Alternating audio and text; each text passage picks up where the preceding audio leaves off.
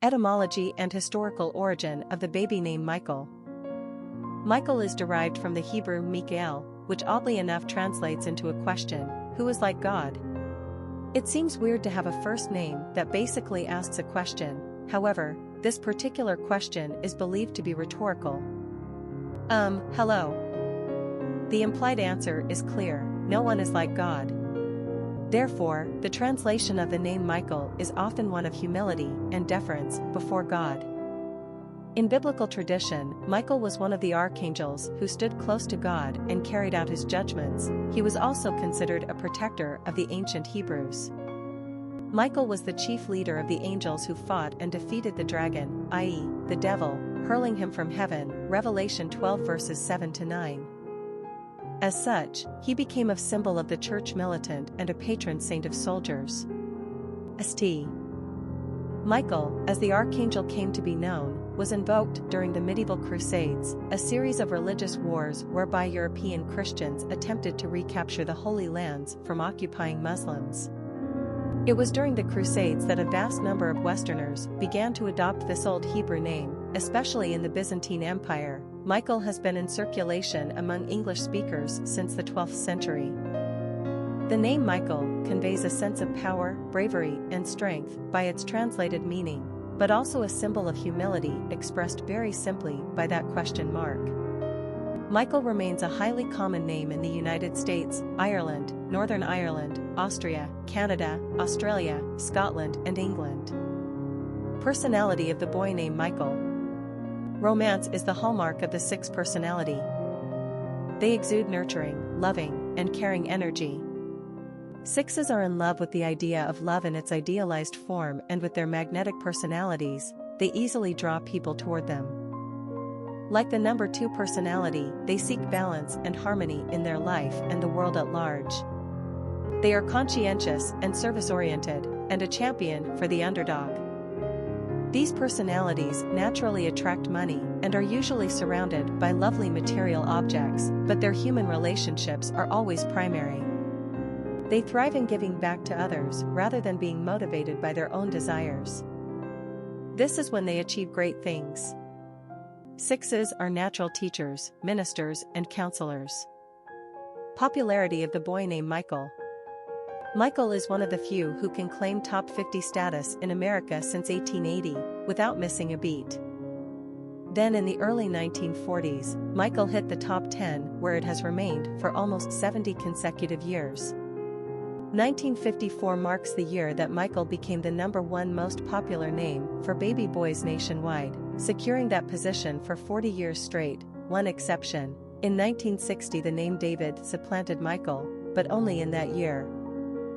Finally, in 1999, Jacob became #1 and, since then, Michael has hovered in the top 10. Needless to say, this name is extremely popular, one of the most successful ever, on par with John, James, and William. It seems to be an ageless, timeless choice, never sounding old-fashioned and somehow transcending ordinary trendiness.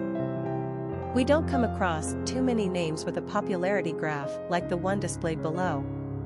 It seems the name Michael is here to stay.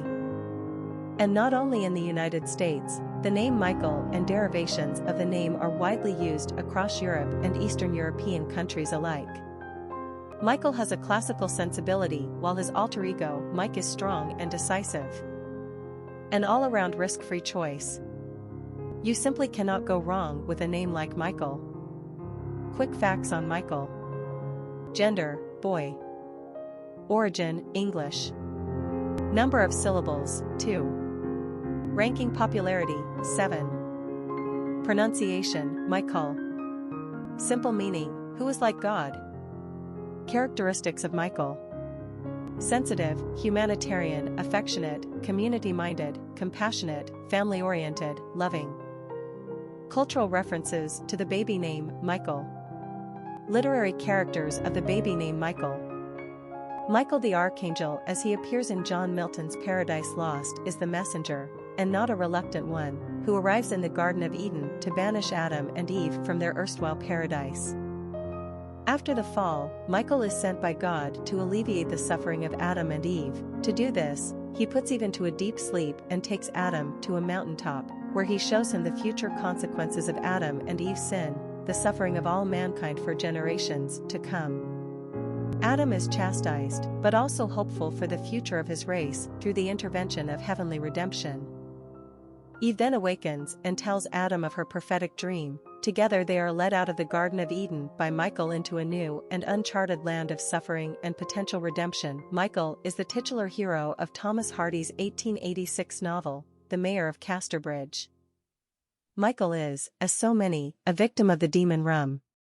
However, he goes a bit beyond the pale when, in a drunken state, he auctions off his wife and baby daughter to a stranger. Returning to his everyday life, Mikha'el hides the truth of his burden from the townspeople and swears never to touch liquor for 20 years. He is only forced to face the consequences of his actions when his wife and daughter innocently return to town to reclaim his patronage. Our Mikha'el by that time has complicated things by being involved with another woman and by entrusting his story to an employee. The plot thickens, the employee falls in love with Mikha'el's daughter, the spurned fiancé sets her sights on the employee, and Mikha'el finds himself up to his ears in conflict. Time to break out that old bottle of rum. After many plot twists, deaths, betrayals and reunions, Mikha'el gets to die the death of the redeemed. In his final will and testimony, he asks that he not be buried in consecrated ground and that no mourning be conducted on his behalf. We concur with his wishes. Mikha'el is the subject of a pastoral poem by William Wordsworth, first published in the 1800 edition of Lyrical Ballads. Mikha'el is a shepherd who has lost most of his land through financial upsets, and sends his son, Luke, off as an apprentice to a merchant so that he might learn a trade and return to regain his father's land. Luke, however, is corrupted by the life of the big city and ultimately must flee the country.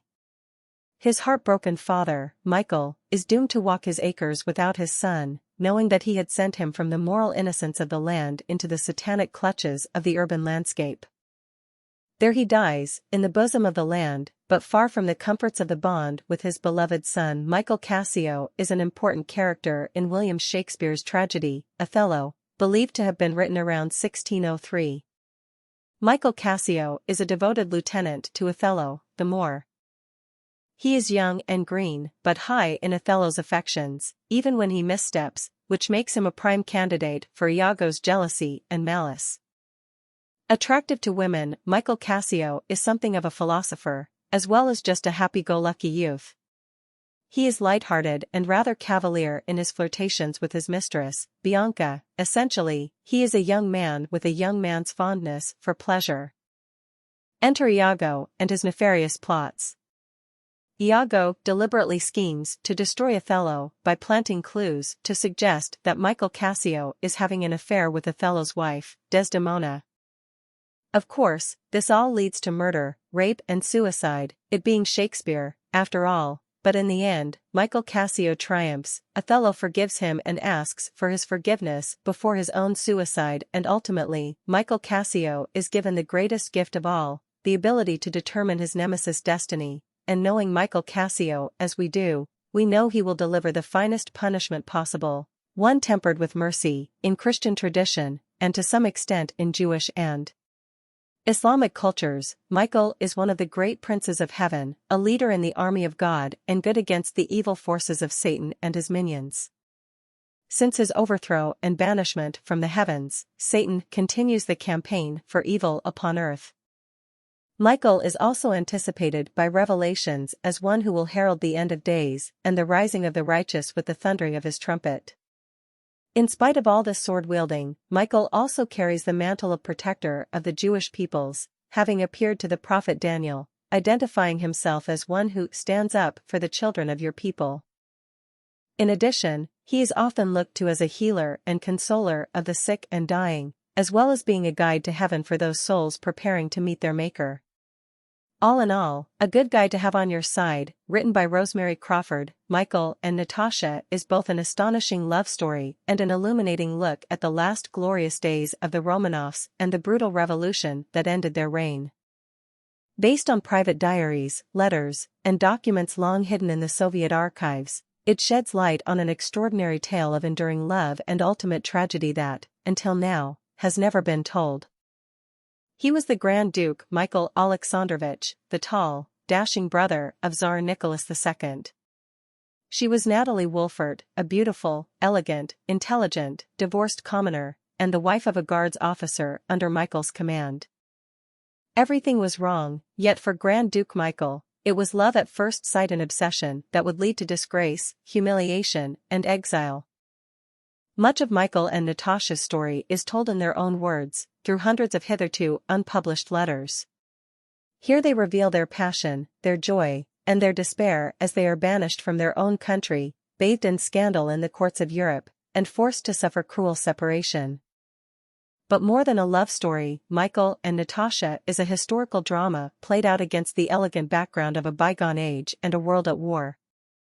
It is a spellbinding account of Michael's return to Russia, his reputation as a war hero, the downfall of Nicholas II, the strange and short reign of Grand Duke Mikha'el, and the cruel and tragic end of one of the most colorful eras in world history. Michael Corleone is the youngest son in Mario Puzo's 1969 bestseller, The Godfather, and is inextricably entwined with the performances of Al Pacino in the 3 Francis Ford Coppola movies based on it.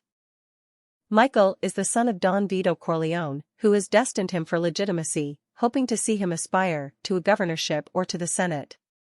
Mikha'el at first seems to be following this path obediently, serving bravely in the military in World War II, and courting a WASP girlfriend. The grand plan is sabotaged, however, when his older brother is killed. His father is forced into retirement and his other brother, Alfredo, is useless in the business. As Mikha'el takes on the mantle of the capo, he shows himself to be to the manner born. He executes the duties of his office with a cold and ruthless determination, sparing neither family nor friend when he deems it expedient. At the end of his bloody career, he fruitlessly strives to regain a measure of self-respect, buying his way into papal awards and distributing his vast wealth to charity. It is too little, too late, however, and Mikha'el pays dearly for the consequences of his sins. He dies alone, having driven off most of his family and friends and having seen his daughter, the most important person in the world to him, killed as a direct result of his nefarious dealings. For the wages of sin is death. Popular songs on Mikha'el.